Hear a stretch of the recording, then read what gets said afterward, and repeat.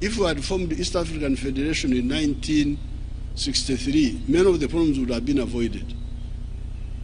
There would have been no Idi Amin in Uganda. There would have been no problem of Rwanda, Burundi, this genocide. Because East Africa would be a center of gravity. You can have smaller countries in the world, like they are there. Small countries like Denmark, these other smaller ones, Belgium, they are there. But they have got a head boy who is guaranteeing them. This is the United States. When they are in danger, the head boy comes. Says, what's happening here? Now, who is the head boy in Africa here? We are all smaller people, smaller people, smaller people. That's what really we are trying to deal with. So I'm very happy about all these projects. Ugandan President Yoweri Museveni has created shockwaves for the West, in his own style. On his visit to Kenya, he said that the West is united, and they have a head boy who takes care when a problem arises. However, for Africa, which is more united and seems like a single country, there is no such system. That's when he revealed to create a united African powerful army that can be deployed throughout the continent to deal with threats. Not only that, but he revealed Uganda is taking the first step to establish the United African Federation, which will make all African countries united. But what are his more plans that have put him on the West's radar for regime change? Let's know about that in this video.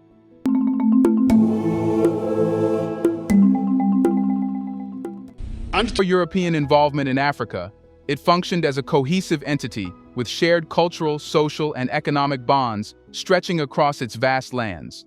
It challenges the artificial borders imposed by European colonizers, which tore apart what was once a unified whole, resulting in fractured communities and external domination. In historical context, pre-colonial Africa was a patchwork of kingdoms, empires, city-states, and tribal regions, each with its own unique identity, governance structures, and cultural traditions.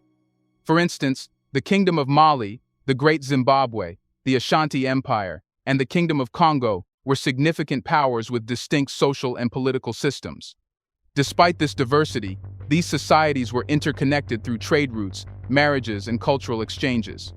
People did not need permission to travel to any of the regions.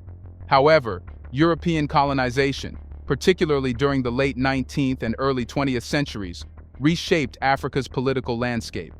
The Berlin Conference of 1884-1885 formalized the Scramble for Africa, where European powers divided the continent into arbitrary zones of influence. These boundaries often disregarded existing ethnic, cultural, and linguistic lines, leading to significant ramifications.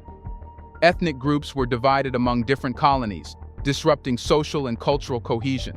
For example, the Somali people found themselves spread across British Somaliland, Italian Somaliland, French Somaliland, now Djibouti, and Ethiopia. Dissimilar ethnic groups were merged into single political entities, often leading to internal conflicts, as witnessed in Nigeria and Rwanda. Colonizers reshaped African economies to serve European interests, focusing on extracting resources for export rather than fostering local development. This disruption upended traditional economies and trading networks. In response to these challenges, many African leaders and intellectuals have championed Pan-Africanism, a movement seeking to unite African countries and peoples. Pan-Africanism emphasizes shared history, culture, and interests, advocating for solidarity and cooperation across the continent. Ugandan President Yoweri Museveni has been a vocal proponent of African unity, arguing against the artificial divisions imposed by colonialism. He envisions Africa as a singular home, advocating for free and unrestricted movement of people across borders to promote unity and integration. Supporters of a borderless Africa highlight the economic benefits, cultural exchanges, and political stability that such a system could bring. They argue that removing visa and passport requirements would facilitate trade, tourism, and economic growth while fostering greater cultural understanding among African peoples. Additionally, increased integration and cooperation could help address transnational issues like security threats from extremists, environmental challenges, and health crises more effectively. But what did Museveni say about the United African Single Army? So that's why we said in our movement, we say, you people, apart from economic integration for prosperity, you need to address the issue of strategic security.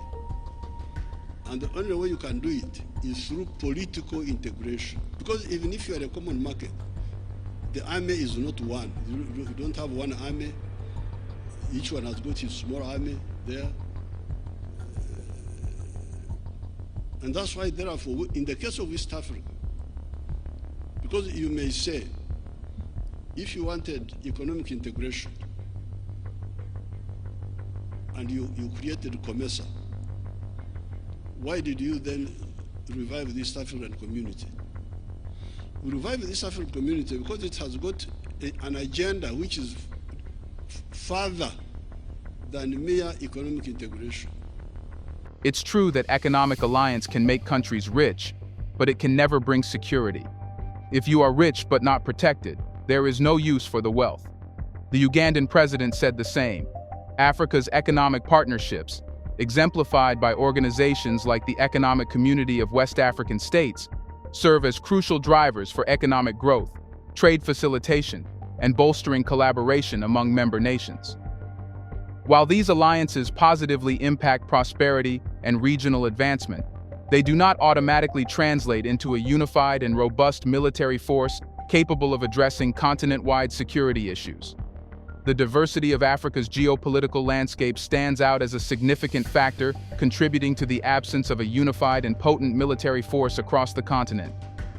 With 54 recognized sovereign states, each with its distinct political, cultural, and historical context, reaching a consensus on establishing such a force presents a formidable challenge. Differing interests, priorities, and security concerns among these nations further complicate this endeavor. However, there are more similarities than differences among the African nations, and this can pave the way for unity and a united army, the concept given by Muammar Gaddafi. For Africa, a united single army will change everything. To start, a united African army would significantly strengthen security and stability across the continent. By pooling resources, intelligence, and personnel, African nations could effectively combat transnational crime and armed conflicts. This unified strategy would foster a safer environment conducive to economic growth and social progress. Furthermore, such a military force would serve as a powerful deterrent against external aggression. With a robust defense system in place, Africa would be better prepared to defend its sovereignty and territorial integrity, reducing the risk of foreign interference and promoting peace within the region. In times of humanitarian crises, such as natural disasters or refugee emergencies, a unified African army could swiftly mobilize to provide aid and assistance. Coordinated efforts in disaster relief and humanitarian missions would showcase Africa's ability to support its own people, saving lives and easing suffering. Given Africa's active involvement in peacekeeping missions, a united military force would streamline operations, facilitating quicker deployment of troops and better coordination with international partners. This would enhance Africa's ability to manage internal conflicts and contribute effectively to global peacekeeping endeavors. Moreover, a united African army would foster greater regional integration and collaboration. Joint military exercises, training programs, and intelligence sharing initiatives would build trust and unity among member states, fostering closer political, economic, and cultural ties. By consolidating military resources under a single command structure, Africa could enhance efficiency and reduce costs.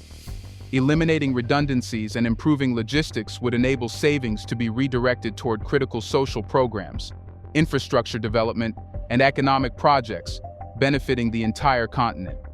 Additionally, a united military force would play a crucial role in promoting regional stability and development by addressing the underlying causes of conflicts and insecurity.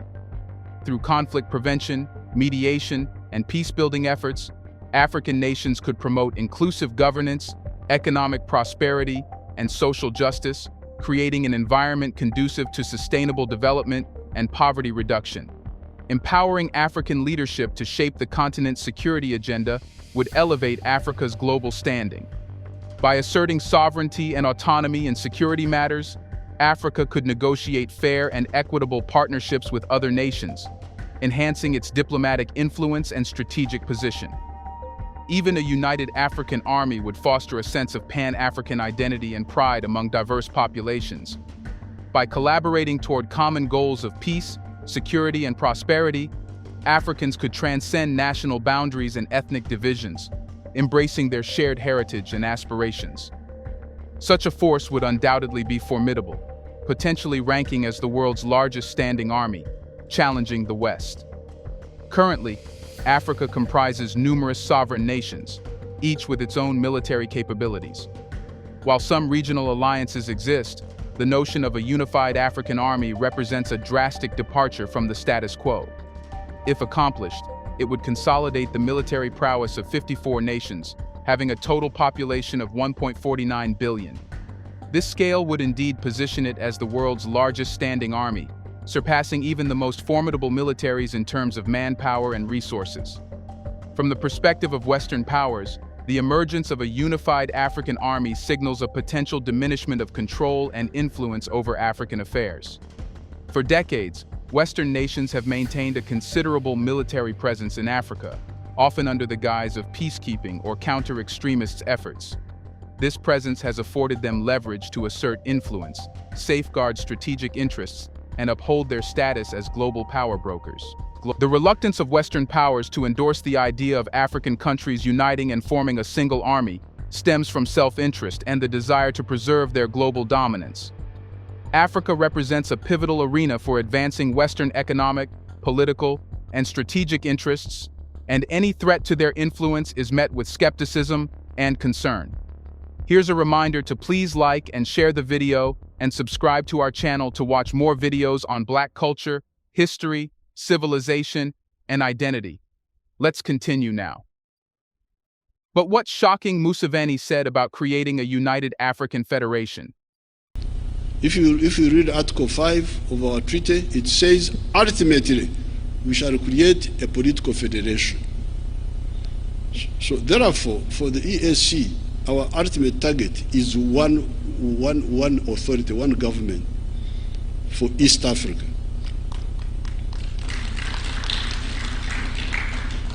And the logic for it is that while you may handle economic prosperity with just mere economic integration, which is also not easy, because when you are different countries, you can see how long it takes.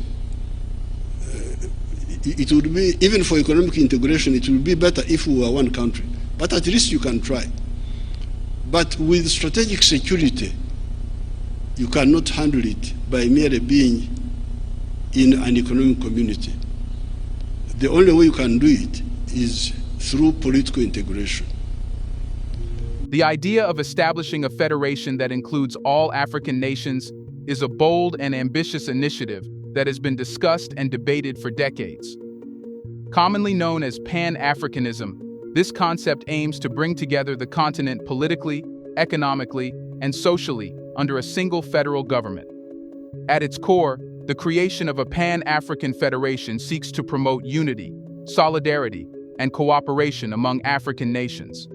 By transcending colonial-era borders and ethnic divisions, such a federation would foster a shared sense of identity and purpose among Africa's diverse peoples.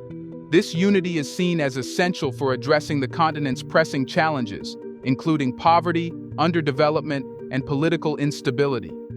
One of the main advantages of a Pan-African federation would be the improvement of political stability and security. Through the pooling of sovereignty and the establishment of a central government, Africa could reduce the risk of interstate conflicts and civil wars.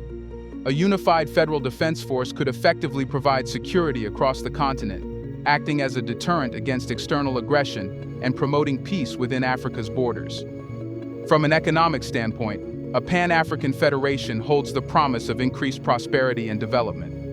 By creating a unified market comprising over 1.49 billion people, Africa could unlock its economic potential and attract investment on an unprecedented scale. Removing trade barriers, standardizing regulations, and encouraging intra-African trade would stimulate economic growth, job creation, and poverty reduction. Moreover, a Pan-African federation would facilitate infrastructure development and regional integration. Coordinated efforts on projects such as roads, railways, and energy networks would help overcome logistical challenges and improve connectivity between countries. This would not only facilitate trade and commerce, but also promote cultural exchanges and mutual understanding among African peoples. In terms of governance, a Pan-African federation would promote democracy, rule of law, and good governance continent-wide. Establishing democratic institutions and mechanisms for accountability would strengthen Africa's democratic foundations and ensure representation for its citizens. This would address governance deficits and promote transparency and accountability in public administration. Additionally, a Pan-African federation could serve as a platform for collective action on global issues such as climate change, pandemics, and extremism. By presenting a united front on the international stage, Africa could amplify its influence and advocate for its interests. This would enable Africa to negotiate fairer terms in international agreements, secure development assistance, and address global challenges more effectively. But what will it be like if Africa becomes a single country? First, the entire landmass of Africa would consolidate into a single nation, including its vast land, which covers over 20% of the Earth's land. Comparable in size, Africa would rival Asia and exceed Europe by threefold. This unified African nation would span diverse landscapes, including deserts, savannas, rainforests, mountains, and coastlines. Concerning population, Africa presently comprises 54 independent countries, housing a total of 1.49 billion people. However, if these nations were to unite, the resulting African state would have a population larger than that of India and China, the world's most populous nations. According to UN estimates, Africa's population is anticipated to reach 4.4 billion people by the end of the century. Thus, a unified African country would host a considerable portion of humanity. Selecting the capital city for a unified Africa would be a significant decision. Currently, Addis Ababa in Ethiopia serves as the headquarters for the African Union and the United Nations Economic Commission for Africa, making it a viable candidate for the capital. Other major metropolises like Cairo and Johannesburg would maintain their significance, serving as economic and cultural hubs within the unified African state. Africa boasts abundant natural resources, including platinum, gold, diamonds, uranium, and more. Despite this wealth, poverty remains a pressing concern across the continent due to factors like corruption, inequality, and insufficient economic development. However, United Africa would be able to capitalize on these natural resources, setting up factories in one country, getting raw materials from another, and selling in the third country. One African country's extra raw materials could be delivered to the region where they are in minimal quantities. What's more, in contrast to the European Union, where 2/3 of trade is internal, Africa's fragmented borders hinder market growth. While tariffs may offer short-term revenue gains, they hinder long-term development. The current global trend towards protectionism underscores the urgency for Africa to establish a trade buffer and reform its borders to reduce business costs. With the African population set to double in the coming decades, the African people emerge as our greatest asset. Implementing mutually beneficial immigration policies among African nations, alongside improved transportation systems, holds immense promise for empowering generations in the pursuit of prosperity across the continent. Relaxing migration restrictions within Africa could revolutionize business practices on the continent. Recently, Ghana, Rwanda, and Kenya have started reaping the rewards of more open borders, easing migration restrictions among fellow African Union member states. It's no surprise that these nations are among the fastest growing on the continent. From 2013 to 2017, Ghana alone attracted more foreign direct investment than all 8 member states of the West African Economic and Monetary Union combined, despite these states sharing a common currency. Therefore, it's clear that Africa's future hinges on revolutionary approaches to the free movement of Africans across Africa as a crucial policy area for integration. If executed effectively, removing these barriers to intra-African trade and implementing a single supranational fiscal union will enhance the continent's resilience to global economic shocks. There's also a need to rethink how companies access investment capital. current regulations often hinder or severely limit companies in African nations from accessing debt financing across borders, constraining the capital pool for promising opportunities. This results in profits flowing out of the continent to financiers in more developed markets. Considering Africa as a supranational union with sovereign member states could offer a solution to the security challenges plaguing much of the continent. Europe's ability to transcend ethnic differences and unite as the European Union despite decades of conflict demonstrates the potential of supranationalism. But what will be the steps to follow to unite Africa? To unite Africa, the first step is to increase awareness among its people about the potential benefits of a unified continent. This involves educating individuals on how coming together can improve their quality of life, enhance economic prosperity, promote political stability, and strengthen global influence. Awareness efforts can take various forms, including media campaigns, educational programs, community gatherings, and digital platforms, all aimed at reaching diverse segments of the population. Once the population is well informed and awareness is widespread, the next step is to decide on the approach to achieve unification. One option is to conduct referendums across the 54 African nations, allowing citizens to express their views on whether they support the creation of a united Africa or prefer to maintain the current structure. This democratic process empowers individuals to have a say in shaping the future of their continent, ensuring that their voices are acknowledged and respected. Alternatively, leaders and heads of state from African countries can come together to negotiate the terms of unification. This diplomatic approach involves formal discussions, treaty negotiations, or the development of agreements aimed at establishing a cohesive African entity. Such negotiations rely on building consensus and cooperation among the leaders of each nation, working toward a common vision of unity and progress. What do you think? Should all African countries be united into a single country? Isn't it true that before European colonizers came, the people of Africa were Africans, not Ugandans, Kenyans, South Africans, and Nigerians? In the comment section right below, share your thoughts on whether you support the creation of a single African army and federation. What do you think? Should all African countries be united into a single country? Isn't it true that before European colonizers came, the people of Africa were Africans, not Ugandans, Kenyans, South Africans, and Nigerians? In the comment section right below, share your thoughts on whether you support the creation of a single African army and federation. Do you want to watch more videos like this one? If so, subscribe to our channel and press the bell icon next to it. We have decided to bring videos on something nobody talks about: the Black culture, civilization, history, and evidence about how glorious Blacks have been. Thanks for watching, and until the next video, stay tuned.